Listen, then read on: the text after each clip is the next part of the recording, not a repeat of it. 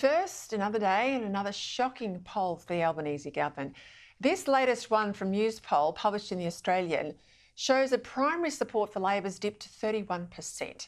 Now, that's the equal lowest level since the 2022 election, when back then only 3 out of every 10 voters backed the Prime Minister. But even with that very low primary, Labor still won the election. Such was the electoral antipathy for Scott Morrison. But since then, despite 2 years in power, Anthony Albanese's failed to consolidate his win. Indeed, if you consider his primary vote on election day of 32.6% and today's primary vote of 31%, he's gone backwards. And that's a big problem because Albanese doesn't have the usual first-term landslide of Hawke, Howard, Rudd or Abbott. If he goes backwards even a little, he goes out of office. Now, aside from these macro polling numbers, what else this news poll shows is how hard cost of living is worrying voters. And it's this worry about making ends meet that's making a lot of Labor's traditional base feel like the old party of the worker has abandoned them. Housing, be it rents or mortgage repayments, groceries, energy bills, insurance costs and transport, in that order.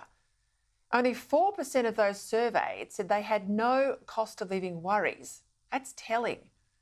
In two-party preferred terms, this is the third news poll in a row where Labor's 50-50 with the coalition once preferences are distributed.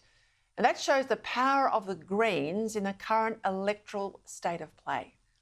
It's why Labor keeps heading further and further out on the Green fringe, on issues trying to woo the Green voter back into the Labor fold. But in doing that, they leave the sensible centrist Labor type, the old blue-collar worker who's got no time for the woke, out in the cold. Now, skewered's the best way to describe the dilemma Labor finds itself in, under its most left-wing leader in generations. The other problem they've got themselves into is the fact that Australia's exceedingly short 3-year electoral terms mean that having blown one completely, blown a whole year, completely on the voice, or 1/3 of their term, Labor's running out of time. For over a year, it was as if the government ground to a halt while the Prime Minister talked about the voice day in, day out, and only the voice. It was a feature of every press conference, every speech. It was, although he was consumed by it, and little else cut through. This is a modest request. I say to Australia, don't miss it. Don't miss it.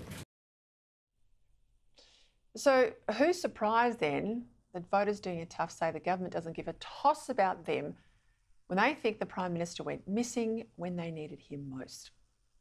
And even then, after the voice was lost, rather than get back to his day job, Albanese appeared to sulk, and when he wasn't sulking, he looked pretty comfortable in the corporate box at the tennis or the footy or overseas at an international event. During this time, we now know what was going on inside his government. He had cooked up a secret plan to bring people out of Gaza on tourist visas, not announced at the time. This was all in the aftermath of The Voice, but uncovered in November last year by an ABC journalist. We know that the then Immigration Minister Andrew Giles was letting foreign criminals out of jail and doing very little to monitor their movements. We know that instead of getting their own record spending down, the Treasurer was jawboning the RBA to scapegoat them over rising housing costs. See why a Prime Minister who's in a funk about losing the voice matters. Because when he lost his mojo, Australians suffered, and they're still suffering now. Labor's only plan to help with cost of living is to subsidise low-income earners with measures such as energy supplements or its build-to-rent schemes.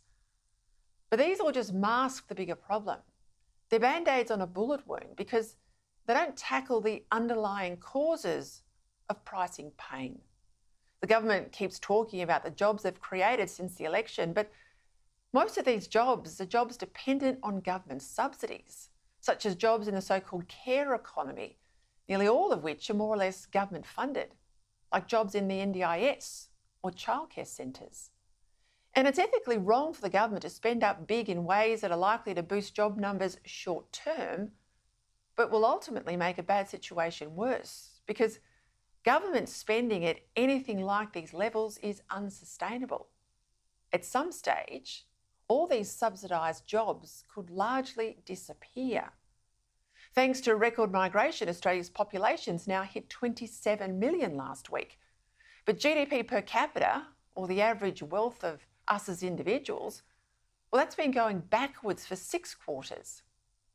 Here's the paradox.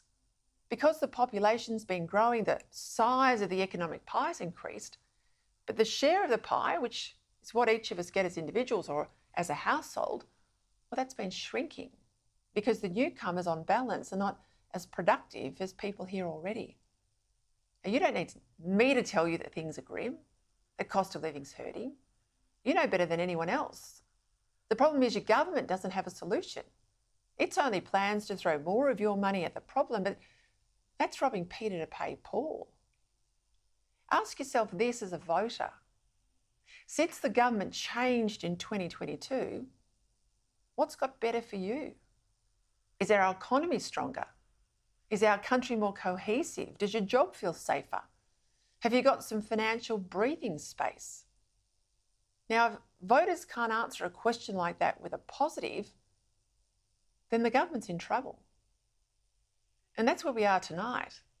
Labor is in trouble and fast running out of time.